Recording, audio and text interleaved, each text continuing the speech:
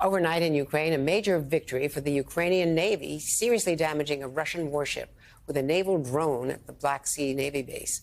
Ship movements at port were temporarily halted, according to the Caspian Pipeline Consortium. And joining me now is Ben Rhodes, former Deputy National Security Advisor in the Obama White House. Ben, so what is this attack? It's a pretty major attack. We see a lot of aggressiveness, these drone attacks against Moscow, but what they have acknowledged is that they have not gotten to the first line of defense of Russia, heavily mined territory. The counteroffensive, whatever you want to call it, is proceeding very slowly, and some of our trained troops there, those we trained, are not doing as well as we'd hoped.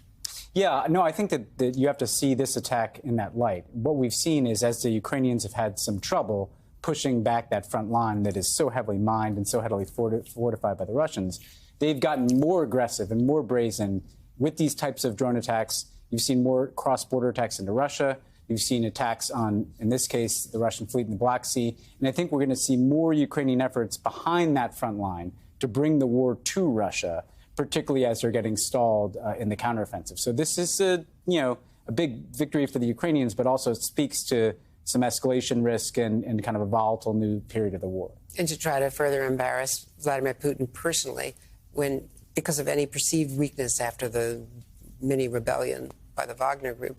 We also learned that Alexei Navalny was back in court. He's already been in jail for 2.5 years. He got jailed the day of, or the day after he came back voluntarily from Germany to join the opposition, rejoin it, and now sentenced to another 19 years. Yeah. If you talk to Navalny, before he went back, and you talk to his people today, their basic view is Navalny's going to be in prison probably so long as Vladimir Putin's in power. So stacking these sentences one upon another is kind of immaterial. He's not guilty of these things. This is just Putin kind of cracking down on the repression in Russia. I think what you see, though, is Putin more and more afraid. He's not just detaining a Navalny.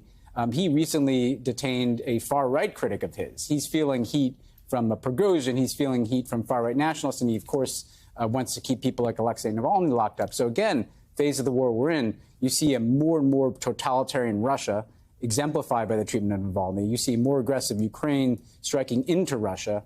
And so I think that we could be entering a time here where it's not just Ukraine and its politics that merits watching, it's Russia and what is happening inside Russia. And what is the effect of Putin's crackdown, of Putin's opponents, and these more aggressive Ukrainian strikes that are seeking to bring the war to Russia. And now Jake Sullivan is going to Saudi Arabia. What do you think of the Saudis hosting a summit, Ukrainian-sponsored, to try to bring some of the global South countries, India, Brazil, more into the orbit? China is now coming as well. Just some kind of peace deal? Or? There's a lot happening here, Andrea. I'm not hopeful that they're going to emerge from this with a peace deal. Right. I think what's interesting is you have to see this in the context of the ongoing negotiations between the United States and Saudi Arabia about normalizing relations between Saudi and Israel. The Saudis want a lot from the United States. They want a security guarantee, a mutual defense pact. They want weapons. They want a nuclear program. And I think that this is part of them demonstrating, look what we can bring to you. We can be this bridge between the global South and your interests. We can bring China to the table. I think this has to be seen in the context of the U.S. and Saudi Arabia kind of circling around each other and determining, can we trust each other? Quick question about China. 2 Navy sailors arrested. Very briefly, there have been, hacks of Commerce, State Department, and the New York Times report of a deeper concern about malware embedded in our military.